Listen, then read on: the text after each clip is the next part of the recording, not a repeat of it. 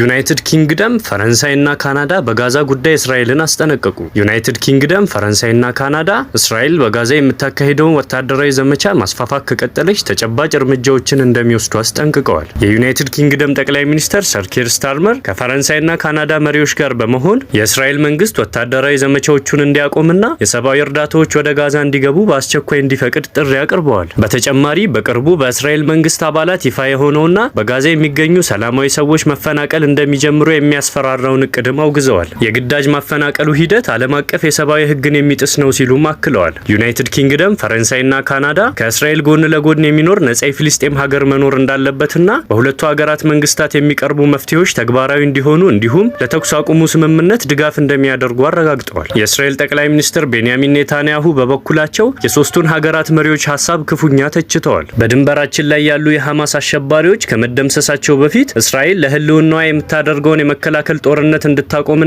የፊልስጤም መንግስት እንዲቋቋም በመጠየቅ የሶስቱ ሀገራት መሪዎች ሐማስ በእስራኤል ላይ ለሚፈጽመው ጥቃት ትልቅ ማበረታቻ እየሰጡ ነው ብለዋል። በተጨማሪም ሁሉም የአውሮፓ ሀገራት መሪዎች ግጭቱን ለማስቆም የአሜሪካው ፕሬዝዳንት ዶናልድ ትራምፕ ራዕይ ሊከተሉ ይገባል ሲሉ ቤንያሚን ኔታንያሁ ጥሪ አቅርበዋል። ሰላም ጤና ይስጥልኝ የታማኝ መረጃ የዘወትር ተከታታዮች እንደምን ቆያችሁ? ይህ ከሀገር ውስጥና ከሀገር ውጭ የሚከሰቱ ዕለታዊ መረጃዎች የሚደመጡበት ታማኝ የዜና ምንጭ ነው። ሰብስክራይብ በማድረግ ቤተሰብ ይሁኑ። እንዲሁም ዘወትር የምንለቃቸው ዘገባዎች እንዲደርሱ የደውል ምልክቱን ይጫኑ።